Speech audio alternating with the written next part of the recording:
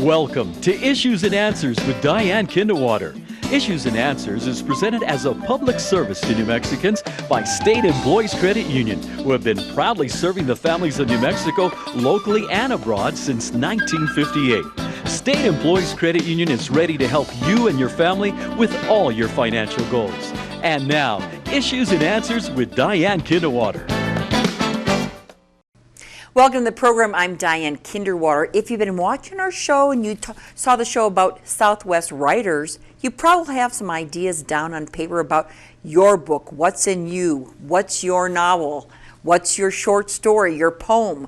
You're perhaps well on your way to getting your story on paper. And now you think, well, if I've written it on paper, I want people actually to read it. How do you get it into other people's hands? How do you get your story, your novel, your biography published? Well, that's the topic of our program today. We're going to talk about how do you publish your works. So please stay with us as we discuss Southwest writers and how they help you get your story into other people's hands. We'll be back right after this.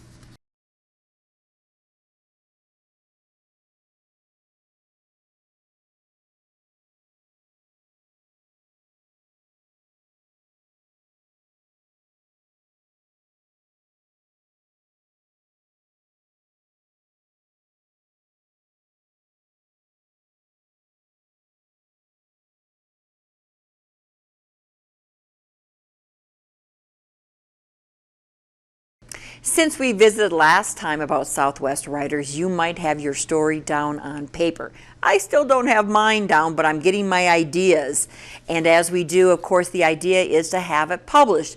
How do we get it published? Well, we've all heard of those big publishing companies like, Random House in New York City. I mean, here we are in the Southwest. How do we get something all the way to New York City to be published? Well, guess what? You don't have to go the traditional route. There are other things like, maybe you've heard of self-publishing, concierge, or vanity publishing.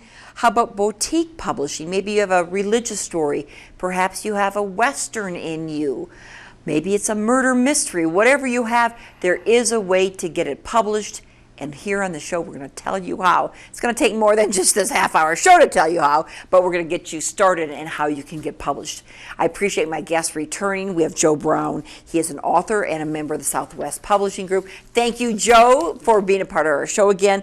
And Pat Walkow, thank you so much.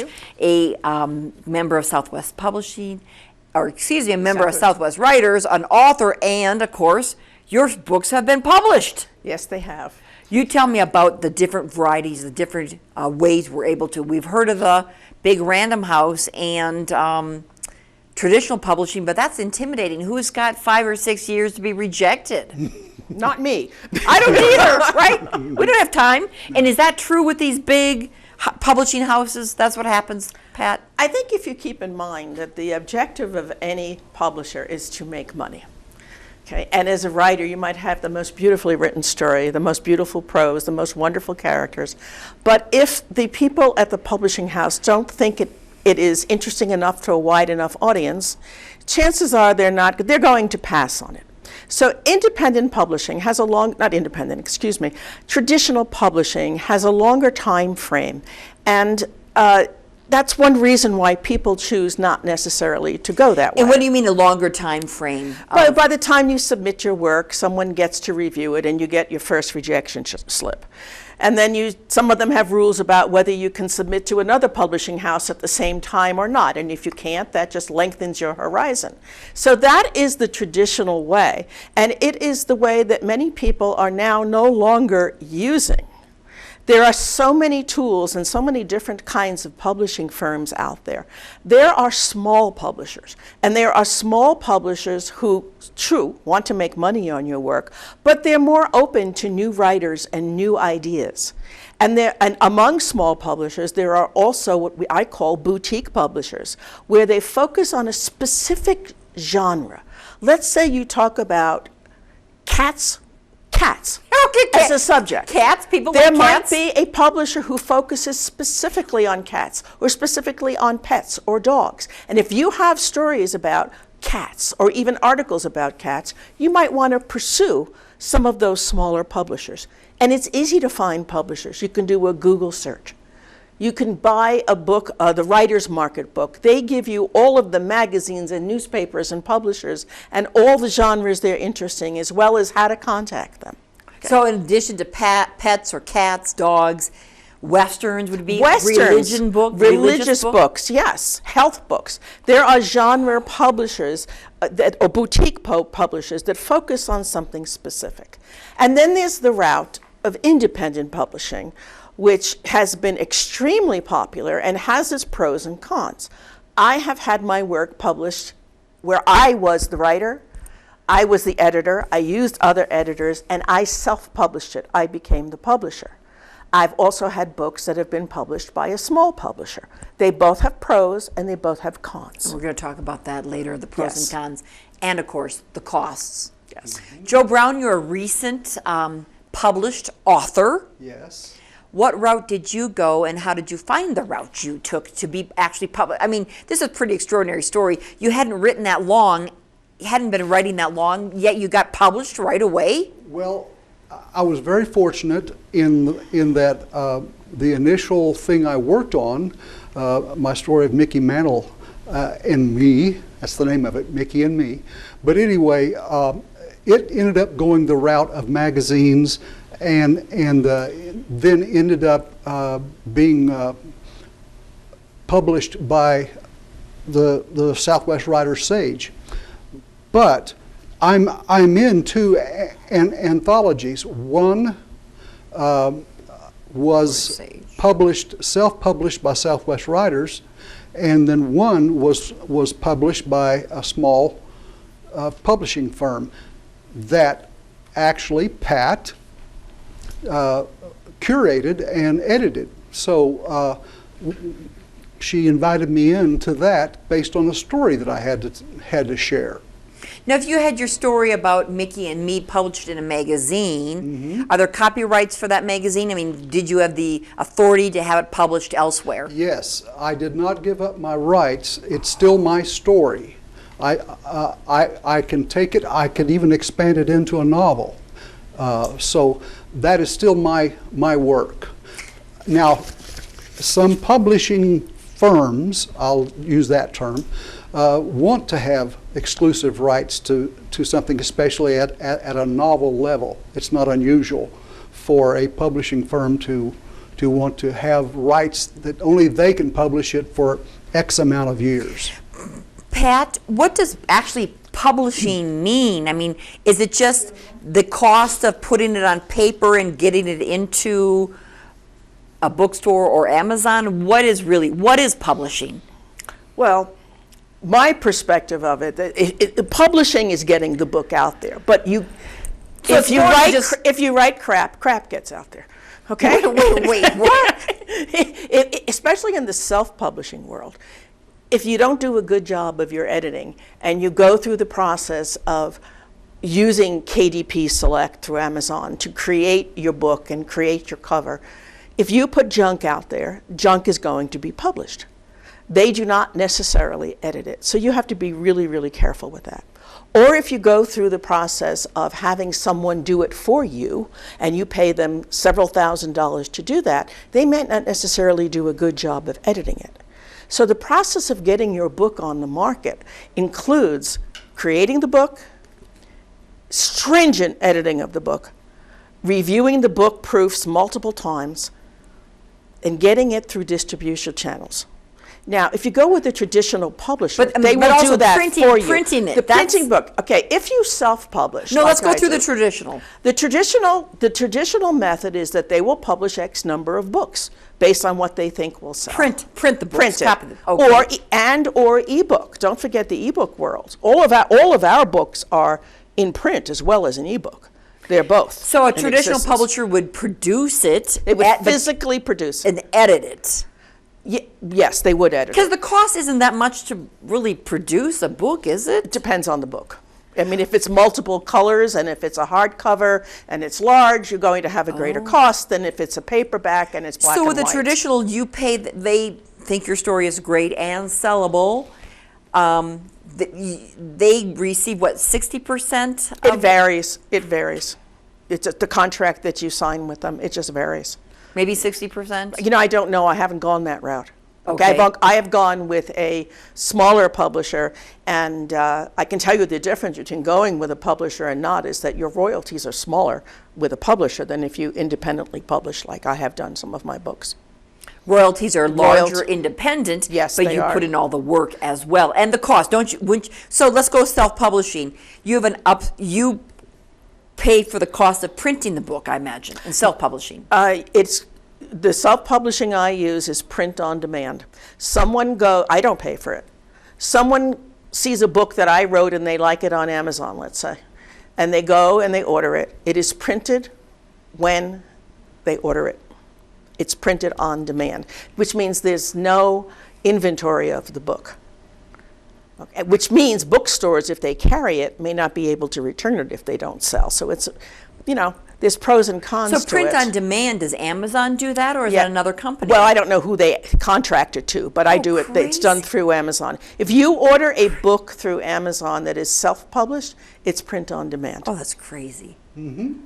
Was this all new to you before you started Joe Brown? Yes, indeedy. This is all stuff that I've learned over the last year, and I'm still learning.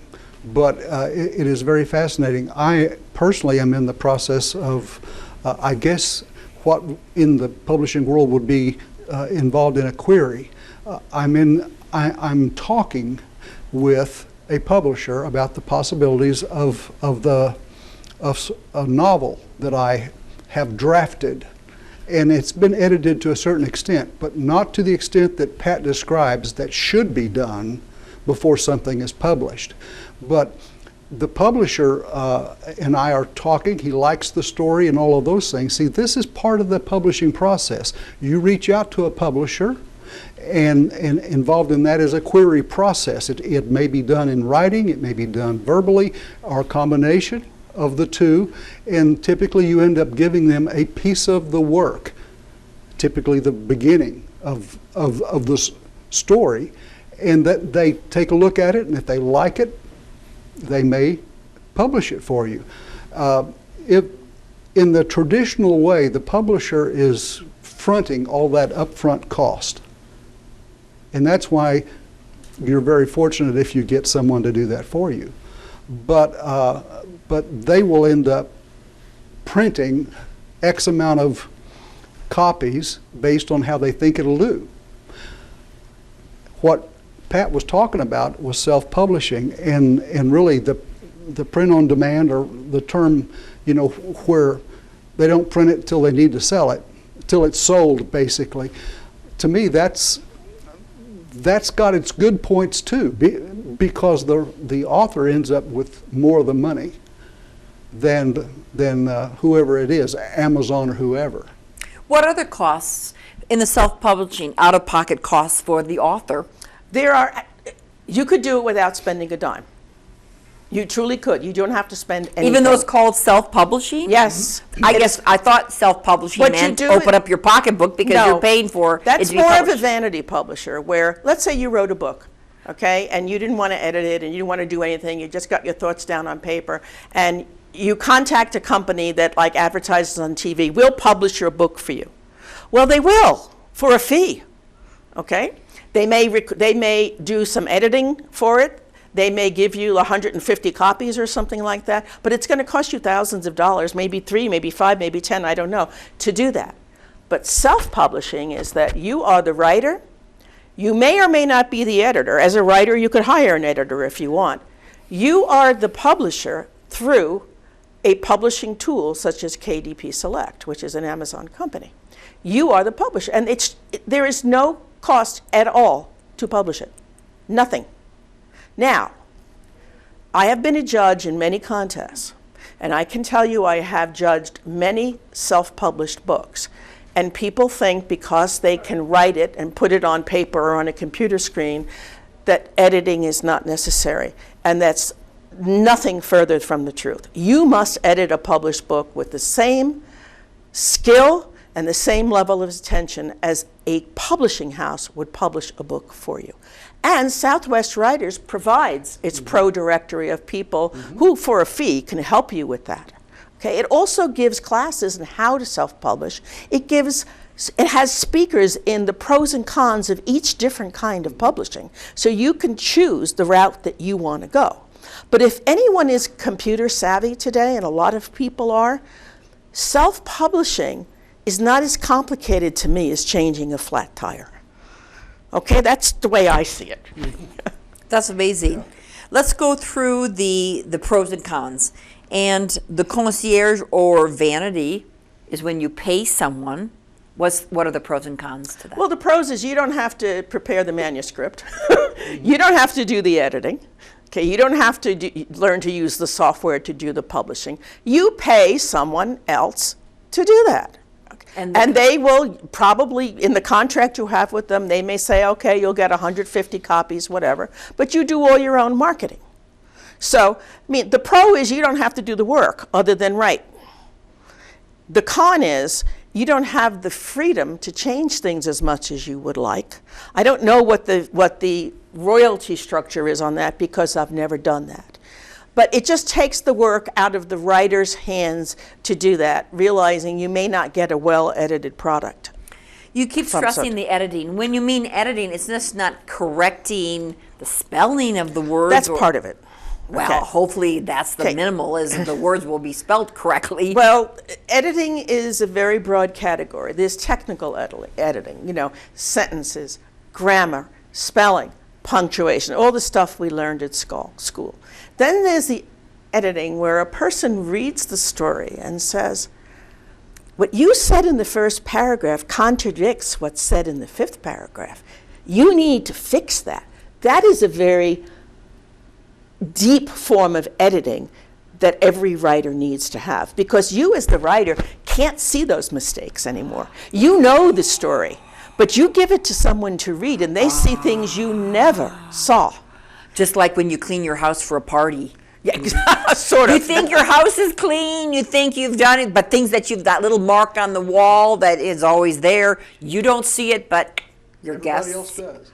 Right now I am co-authoring a book with a friend of mine, Chris Allen. It's a murder mystery romance. And we're on our second draft. And we have a whole list of things like, do you realize how many times we said someone shrugged their shoulders or blinked their eyes? That's a type of editing. You go through your whole text. Am I using the same motion all the time? Am I using the same phraseology all the time? That is a level of editing that you really want in a quality book. But I imagine good writers wouldn't really even do that in the beginning, have those mistakes.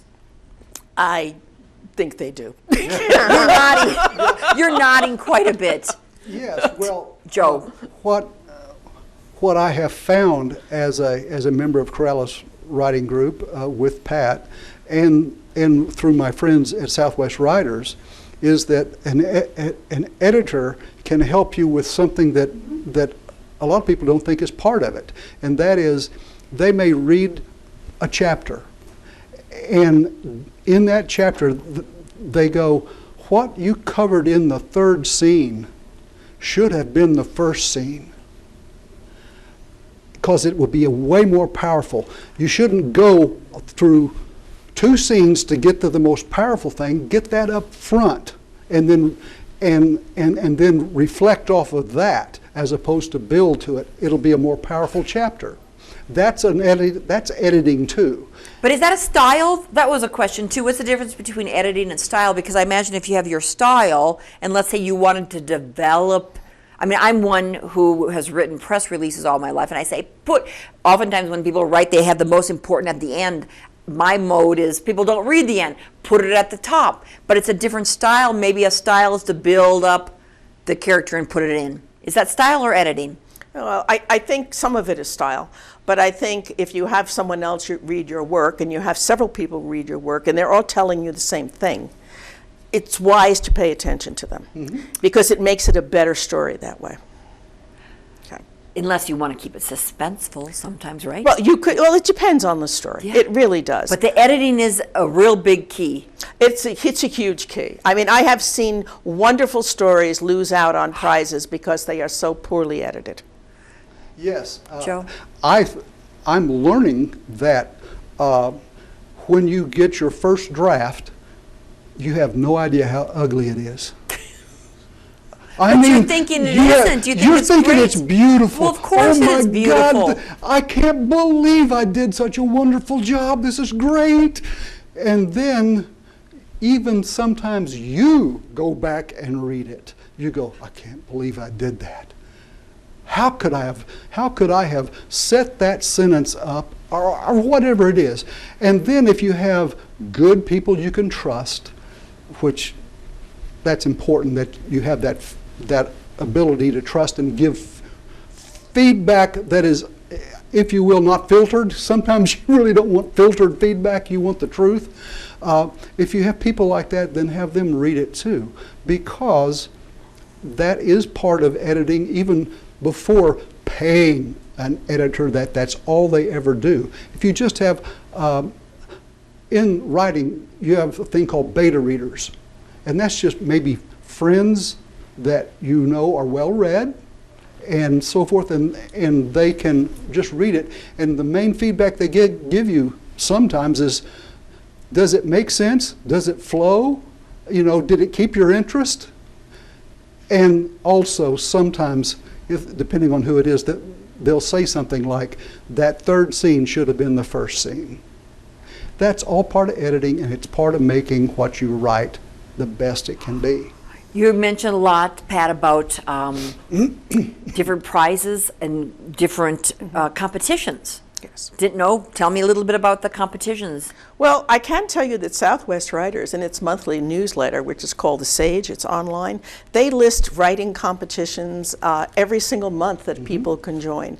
If you do any search on Google, there are, thousands of writing competitions, and not all are competitions, just all are places where you could submit your work. Of course, everyone's looking for different genres or different cuts on a story. You know, your story has to fit what they're looking for. You have to start doing that because you have to get used to rejection. Okay? Because it's going to happen. And you will never know if anyone wants to publish your work if you don't start entering some of these contests. So contests are important. I think, you need to build your curriculum vitae that says, this is my books I published, these are my awards that I won, this is, like guys on this TV show can be added to my curriculum vitae. But you need to do that as a writer. And you need to talk about your writing too. One thing that so many of our members in Southwest Writers stress is that as a writer, you also need to be a speaker, because you speak about your books. And I've always sold more books when I speak in person, always. So it's very, very important that you get your work out there for people to read, submit to publications to see if they want to publish them, and also submit to contests. Have you done that, Joe? As a matter of fact, I have, but not submitting novels. I'm still working on my first novel. But things I have written, like... what do we have here? Well, let's see.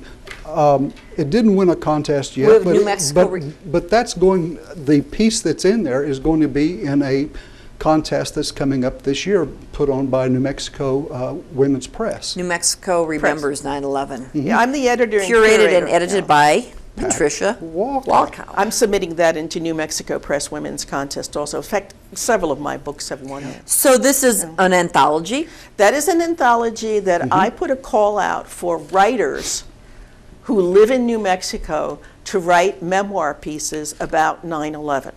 The idea being that New Mexico is thousands of miles away from the attack sites, but not internally. People really responded to 9/11, and it is their stories. And Joe has a story in there. At least I could do, it's the first one, at least I could do something about it. Briefly, what's that story about? I was... Real brief. Yeah, I was in the Air Force at the time as a civil servant. I had retired militarily. My role allowed me to respond to that terrorist event in such a way as to help protect us from that happening again. And it's a fairly interesting story. I'll leave it at that. The nice thing about that book is that I opened it up first to Southwest Writers members to participate. Yeah. And if I had not gotten enough entrance, then I would have opened it up wider. Actually, I did open it up to New Mexico Press women also. Then you But have I The got War plenty. Within, the story of Yes, Joseph, that's- Patricia yes, Walkow. yes. That's yours. And how many pages this is? I don't know, I've forgotten. I'll say 340. Oh, it's 350. That's a big book. A lot of research went into it. Was this self-published? That was self-published, and it won 4 major awards. Did you make any money on it? Some, not a, I don't do this for money. You know, there are people who write to make it a career and to make money on it. I mean, if I did that, I would starve, okay? But I write because this is the point in my life where I just want to write, and that is a perfectly legitimate reason. share your story. Yes, I thought it was a story that needed to be told. Very nice. And then we have Love, Sweet to Spicy, a Corrales Writing Group's anthology. Yes, that won quite a few awards. The Passages? That's a Corrales Writing Group anthology, and And that who- won an award. That's Corrales Writing Group. Who published this? Self-published. The Corrales Writing Okay. Group Does a lot. self-published it. And here's another one. This is, I like, of course, the Hollywood Self-published. And then there's Kale, Kale. Sweet to Spicy, which is a Corrales Writing Group Lens. anthology. Kale is a 4-letter word. I agree. Ooh, kale. Okay, that's yours to keep. Kale. It is a very funny look at kale as a source of conflict among spouses, an evil entity, and a murder weapon. With a couple of recipes. It's a great satire. One thing Southwest Writers does that everybody loves is that every single meeting, whether we have it on a Tuesday night or a Wednesday, there is a part of the meeting where it's called sharing your successes. And anybody gets to say, I had this published, or I got my 3rd rejection note, but at least I sent it, or I've been invited to do this. So it's a very, very happy part of the meeting where people get to share their And people successes. are welcome to join the meetings. People are welcome to join at any time. The dates and times are on the website. Just Google it. There is no fee to attend the meeting at this point on Zoom. And hopefully next year sometimes we'll get to meet in person again. Wouldn't that Soon be in so 2020, we're going to meet. Joe Brown, Pat Walkow, thank you so much for being a part of this program, and happy writing to you. It was a pleasure. Appreciate it. And you'll be back. You'll be back. hope You'll be so. back. Thank you. Thank Thanks you. for watching. Make it a great 2021, and happy writing. We'll see you next time. Bye-bye.